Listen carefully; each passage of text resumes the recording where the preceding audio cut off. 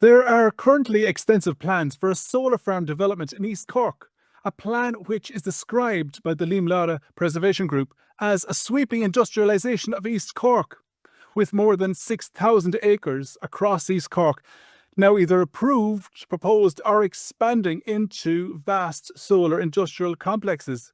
Niamh Lawlor is a local resident and a member of the Leamlara Preservation Group, and she joins us now. Niamh, thank you so much for your time today.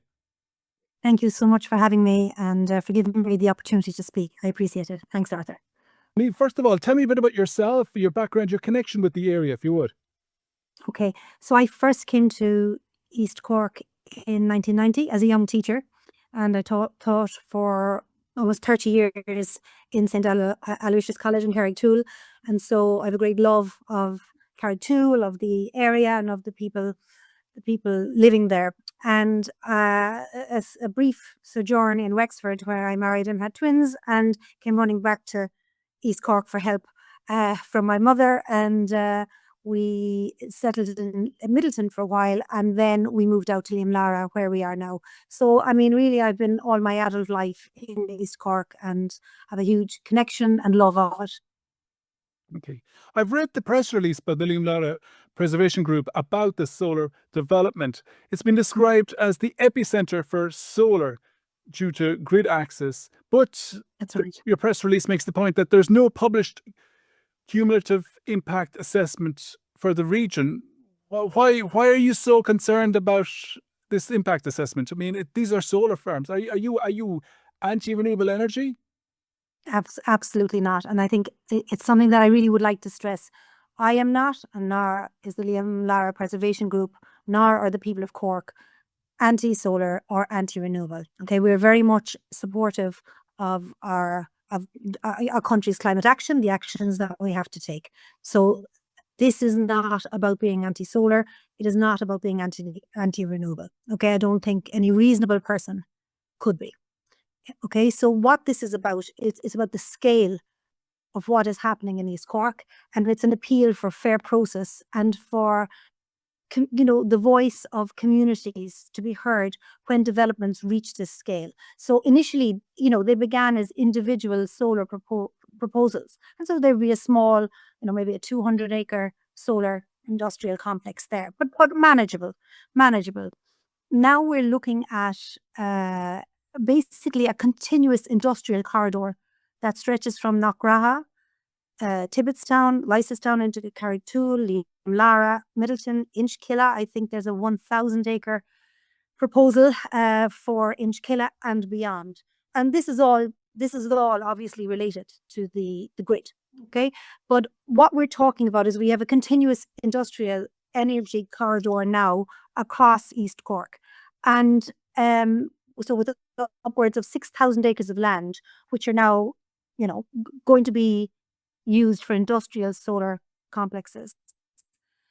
And what we're asking for is proper planning, a real voice for communities, and fair process, because there is no government policy for large-scale industrial solar complexes. That doesn't exist. And this fact has been repeatedly raised in the Dáil since 2024. James O'Connor, the Fianna Fáil TD, has raised it several times. And there is literally no national framework for projects of this scale. And that obviously creates uncertainty for the communities that live there. And in the case of Leamlara, this approved solar industrial complex will be there for 40 years. So when you think about it, if you have an individual family building a single rural pole, they're subject to very detailed planning requirements. And I do think it's reasonable for communities to question whether developments that are going to span 6,000 acres, much larger scale, are they subject to equally clear and robust oversight? And that's the question. When there is no national framework, that is a concern. I mean, it means it's happening, I'll say ad hoc is probably a little bit too strong, but it's happening without oversight. Okay, so what began as small planning applications have now created an industrial corridor. Then people are worried because you're talking about the potential transformation of an entire rural region into an industrial one. So we're not talking anymore about small renewable energy. We're talking about the transformation of an entire region into an industrial energy. And if the zoning then changes, I mean, logically, if you think about it, if the zoning changes from rural to industrial without people realizing it, then there's no turning back from that. You know, you can't, if it gets rural zoning, if it becomes a rural zone, you know, that's the end of the region as we knew it. The region that has given us, you know, Ballymallagh Cookery School, or Salagoats cheese. You know, it's changing, and just people need to be aware of that, and people need to have a voice, and if this is what they want or not. And we want to ensure proper safeguards around environment, landscape, heritage, and crucially, emergency planning. Okay, so tell me what involvement have Cork County Council had? What the involvement the Cork County Council have had in this whole project? Give us an understanding. Where have they been? What have they said? Have they made any statements or any decisions on solar farms recently? Tell us more. They've rejected quite a few, and in our case, in the case of Leamlara, they rejected it outright on the grounds of hydrology, fears for Middleton and flooding in Middleton. And we all saw the awful images of people's homes and livelihoods destroyed in Storm Abet. So it might be interesting for your listeners to know that the Onacurra River, which flows into Middleton, it rises in Bartlemy, and there's a planning in for 450 acres of solar industrial complex in Bartlemy. And then that river flows down into Leamlara, where there's another 450 acre industrial complex now has received planning permission, and that then flows into Middleton. So the runoff from the solar panels will run straight into the Onacurra River and down into Middleton. And people are very, very concerned about flooding in Middleton because of the excess water. There are drainage problems, obviously. The way the panels are, they don't drain. It doesn't drain across a field evenly. They're slanted, so they're going down into funnels. So, but I mean, this is solar. I mean, this has been replicated time and time again across the world. So ultimately, there is policy, I've no doubt. There has to be policy for this, for management of such aspects as you're talking about. Speak to me about the government policy in place at the moment for solar farms. There is none. That's the rather, I suppose, alarming thing, and it has been raised in the Dáil several times since 2024. There is no government policy for large scale industrial solar complexes. There's no national framework for projects of this scale. That has been raised. It's documented in the Dáil, and nothing since 2024, and nothing has happened. And it seems to me, really unbelievable that 6,000 acres operate without a framework. But one house and 1 acre. We're so careful about planning there. I want to know more of your points, because you mentioned, of course, about runoff. Okay, you have a point about runoff heading down straight into the towns and urban areas. Tell me more of the main points you're concerned about. Help me more. It's just, in my mind, if it's just runoff, that's just runoff. But is there more to your argument? Absolutely. I mean, I think the people of Middleton would probably argue that runoff is an extra water going into the river is of huge concern to them. So there's also the fear that there's no emergency planning for an industrial complex of this size. There's no emergency planning in place. So we're talking about battery storage.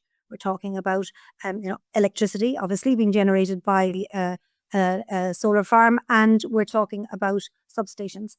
And because this has arisen in an ad hoc, in inverted commas, way, there has been no emergency planning. There is no emergency planning for this industrial corridor. What feedback, what connection have the actual organisations, the entities, the enterprises involved in this whole adventure, and indeed Cork County Council? What communication has there been to locals to reassure these fears, these concerns? What connection or what communication have you had? From communication from the different developers or organisations, the communication different from entities involved, the different companies involved. Of course, you mentioned Cork yeah, County Council already has made some rejections in yeah, terms of solar plants, yeah, solar farms. that's right. So this whole plan you're talking about, you're mentioning terms in your press release like the industrialisation. It's being launched on an industrialised scale. But Yeah, in terms of let's say, as you mentioned yourself, give an example of building a single house, there's lots of regulations, lots of bureaucracy, lots of red tape. yeah, You have to put up a yeah, planning notice, you have to inform mm, locals, and so on. So yeah. what information has been communicated to locals as of this point as the scale of what's actually planned to happen? I would have to say nothing. So, how did it come to our attention initially? A planning notice was put up on a field. That's for our area. Presume the same thing happened in Knockgraha. I presume the same thing happened in Leicester, Tibbetstown, Killeagh. And so what we're talking about is it looks like small projects initially. And then what happens is there's a cumulative effect. And then what happens is, like, for example, in Leicester, it's on its fourth expansion. That's what I understand it to be, is its fourth expansion. So it expands, expands, expands. Then, the attendant infrastructure like battery storage, that comes next. So in terms of communication, there has been none. Our communication, there was no public meeting, we'll say, between developers and locals. There was nothing of that sort. This the planning application was submitted to the Cork County Council, and the community responded. You mentioned about battery storage. What are your concerns with battery storage? So I think everybody, when they hear battery storage, their concern is fire.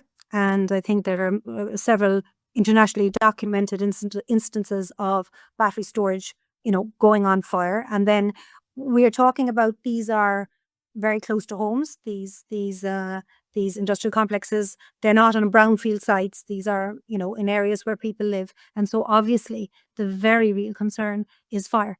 What happens if a fire breaks out? Because, it will be enormous. It won't be a small fire. It will be enormous in battery storage. And if there is no emergency plan, what does that mean for the residents of the area? So the communication seems to be lacking, as you say. In terms of the plan of Leamlara Preservation Group, what is your vision in terms of what would you like to see from these various stakeholders involved in this proposed project as listed in the planning permissions? What would you like to see as a group, as an entity? Well, as a group, I suppose for us, it's a question of voice. Okay, it's a question of voice, whether the ordinary Irish person living in a community has a say over what happens to their area, where their kids go to school, where they put the children on the school buses, where in the case of Leamlara, there's a lovely retirement home there, and where elderly people, go for, it's a beautiful area, go for walks. Okay, so it's a question about the lives of ordinary people and how they are impacted. And all that we're asking for is a voice that be considered. And I think when you think about the process, the situation that we now find ourselves in, ordinary people working in the area, ordinary people living in the area, who have had to crowdfund to try and raise €50,000 to be heard in court so that our voice can be heard. And I think what I'm saying is, these renewable projects, renewable energy has to happen. We are all in agreement on that. But it cannot happen without the voice of the communities that are affected. That cannot happen. In my opinion, decisions cannot be made, far-reaching decisions lasting for 40 years cannot be made about us without us. I mean, we are a democratic society, but I think the reality for an ordinary community where you have to crowdfund just to be heard in court, that's something for, in my opinion, that's something for national discussion. We're not asking people to stop anything. We're asking for help to be heard. We're asking for a proper national framework focusing on scale, location, proper process, and consultation of the people whose lives will be affected for the next 40 years. And I think for the people of Cork, right, well, for East Cork, but Cork as a whole, are people aware that the land use will possibly change from rural to industrial, Okay. to You've zone? mentioned about a 40-year time frame there. From the documentation you've been able to read from planning permission, from the notices you've had, from what little communication you've actually been given through, as you say, planning permissions primarily, what understanding is there of the whole decommissioning process of the solar panels? What assurances have been given in terms of safe maintenance, clean maintenance of the solar panels during their lifetime, indeed, ultimately, the disposal of the same in a safe and reasonable manner that will ensure that residents are protected and that the environment is looked after? Well, sadly, we haven't received anything that would reassure us. There's a statement that decommissioning will happen. However, the decommissioning of solar panels is expensive. So if we take, as an in and around figure, 6,000 acres of industrial solar complex, that would equate in and around to 6.1 million solar panels. Okay, these are non-biodegradable, they are non-recyclable, and so they have to go somewhere, and they will go into landfill because at the moment there is no other option at the moment. So they are destined for landfill. That's a whole other discussion about carbon footprint, etc. But let's just accept, yes, that they're destined for landfill. Who organises them to be returned to landfill, and who pays for it? In my opinion, there should be a bond put there whereby if the ownership of the development is flipped, which has happened in Dublin, and so say there are 3 or 4 owners along the way, that in 40 years' time, the community won't be left with fields of broken, rusting panels that are going nowhere because there's no money there to, decommission them properly, and there's, nobody to look after it. And there is a picture. Yeah, sorry. So yeah, continue. You're saying about a picture, Tyus? I said there's a picture there. There's a picture there that I can show you of a field of broken panels left there. Nobody removed them. Nobody, nobody knows what to do with them, and the land is left there. It's no longer fit for food production. And who gets rid of it? Then does that land then become a brownfield site? That later on can be used for whatever. I mean, I think we have to remember when in Europe, the preference for location of large scale industrial solar farms, and that's what we're talking about. The preference is for them to happen on brownfield sites, on the roofs of buildings, on the roofs of car parks. In fact, France has recently made it mandatory to have all roofs of car parks covered in solar panels. In Switzerland, they're putting them between their train tracks. Okay, that's where they're locating them. In most European countries, the policy is not to locate it on food-producing land for obvious reasons, food security. Italy, in fact, has actually banned the use of agricultural land for solar industrial complexes. Now, so most European countries have a policy. They have a policy as to where do these go, how is it done, who is involved, etc. And that goes back to my original point. We do not have a national framework for industrial solar complexes of this size. Okay. You mentioned about crowdfunding, 50,000 euros a minimum to go to court. If you have to, as an organisation, go to court, what will be your options? What will be our options? I mean, so as you say, we're crowdfunding at the moment. We have a GoFundMe page, and we will use that money to access legal representation.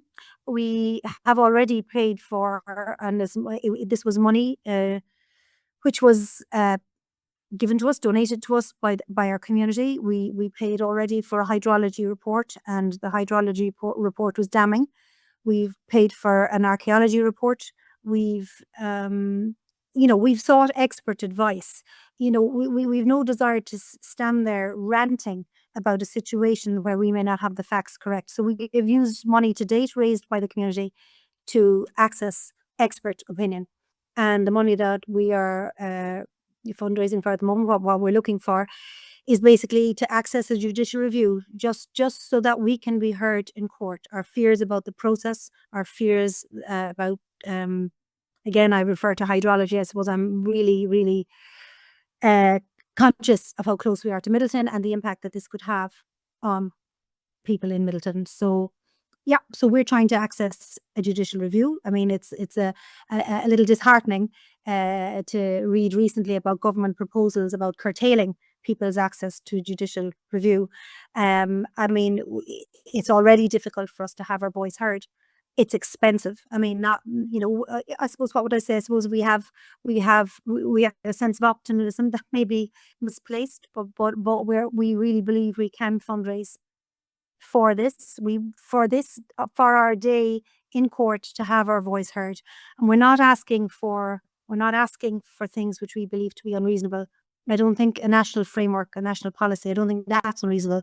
I don't think community voice in over 6,000 acres of solar farm right across East Cork, I don't think that's unreasonable. And I think, to work with communities, to work with them. Let's work towards our climate targets together, not leaving communities behind, not imposing things on them, and I do understand that we are under pressure to meet our climate targets. We all do. We all understand that. But that does not mean that you rush ahead making mistakes that we may rue for a long time to come. So there are various organisations. There's Cork County Council, I should say. There's Cork County Council. There's the planning regulator. There's various entities. What information? How have you been able to communicate with these entities to express your fears and to express your concerns? Have you had any opportunity? Is there an open door? Is there a possibility? Of course, going to court is expensive, it's timely, it's emotionally draining, and everything else. I mean, what have you had besides the option of going to court? Nothing. Sadly, nothing. I mean, we would have welcomed an opportunity to sit down, as a group, as a community, with the developers. We didn't get that opportunity. I have to say, our Cork County councillors have been tremendous. They have been a tremendous support, and I have to mention Councillor Peter O'Donoghue, who has just been a marvellous support to us. And so we have had meetings with our councillors. We had a meeting with 2 of our local TDs. We have emailed, we have rung, and we continue to try to just for our voice to be heard. This is not small scale. This is not small scale renewable energy. This is large scale. It's stretching across 6, possibly 7,000 acres and expanding all the time. And so when you ask, where could we go to have our voice heard? Well, we put in our appeal to Cork County Council, who totally agreed with our points, with our concerns, and that was overturned by An Coimisiún Pleanála. I think, again, I mean, to be fair, we have climate targets to hit. We're in a hurry to do that. And and so it was overturned without any of our concerns being, or any of our fears being allayed. Let me put it that way. Okay, so the Leamlara Preservation Group, just tell us briefly, give us an overview of this group, what you're doing as a group, who first of all, more so are you as a group, what was your vision of your group, and what is your plan as a group to reach out and communicate this message to people? So I suppose, first and foremost, we formed because we wanted to protect our area. We wanted a say in our area. And, we're just ordinary people who gathered around somebody's kitchen table to discuss this. Then as we went along our journey, we realised that there were many, many other communities across East Cork, in the same situation. We met with the people of Killeagh. We were in constant contact with the people in Killeagh, people of Tibbetstown and Leicester. And so I suppose what we realised that what started off as a small community, I suppose, initiative actually was replicated throughout the county. And so I suppose if you ask me what our mission is that we will get a national policy, a national framework national policy around large-scale solar industrial complexes, get that ASAP, and all planning should be paused, in my opinion, until that has happened. So that would be the first thing. And the second thing is to ensure that ordinary people, ordinary communities, we're not wealthy, we're not powerful, we're ordinary people. Like, I'm actually talking to you from my work office. So we're ordinary people. We don't have power, we don't have wealth, but we do live in our area, and we do believe that we have a right to have our voice heard. And then what we come up against is that we have to fundraise, beg, appeal to try and have our voice heard in the Irish courts. And I believe that we're not asking for stuff to be stopped. We're asking for help. We're asking to be heard. We're asking that communities right across Ireland. There's another one in New Ross, Gussaran, I think is the name. There's another group of people in Galway. They're facing the same issues. And I don't know if it's it feels like a David versus Goliath situation, to be honest. It feels like small groups, ordinary people. You know, we're not politicians, we're not wealthy, we're ordinary people living our lives, and it feels like we're up against power, wealth, and look, to be fair, we're up against, we're up against the clock, and the government is up against the clock. I understand that, but I believe we cannot make these decisions without the communities who are affected. Okay. So in terms of reaching out, is there an opportunity for people to get involved in the Leamlara Preservation Group, to hear more of what you're saying and what's happening, where it's happening? Tell me about your outreaches.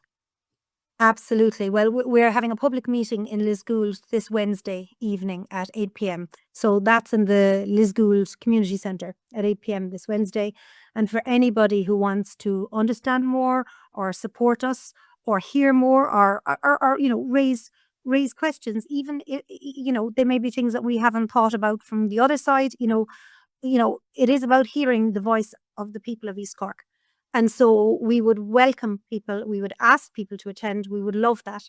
And we have a GoFundMe page, and as I said, there's a lot of money to raise. All of us in Leamlara in the community have already put money in. I think we've spent €30,000 to date in preparing for our appeal to Cork County Council, and that was all just local people putting their hands in their pockets, and we've paid for that, and that appeal went in our favour until it didn't, and so now we have to raise, but it will be between 50,000 and 100,000, just in order to have our voice heard in court. And I would like to think, Arthur, that we are reasonable people. I would like to think that.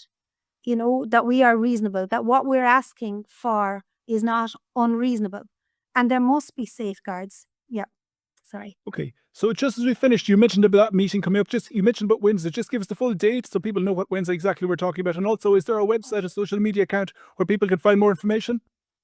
Absolutely. So it's Wednesday, the 4th of March, this Wednesday at 8 p.m. in the Lisgould Community Hall. And we have a GoFundMe page, and that is, if you just, if you Google Leamlara GoFundMe, there's more details there and a link. Just spell Leamlara, because it's not a very easily spelled word. Okay. You can Google it easy. No problem. It's Leamlara, Leamlara. Very good. So that's the Leamlara Preservation Group. Niamh Lawlor, and member of the Leamlara Preservation Group. Thank you so much for your time today. And thank you, Arthur. Thank you for giving me this opportunity, and thank you to your listeners for hearing me out.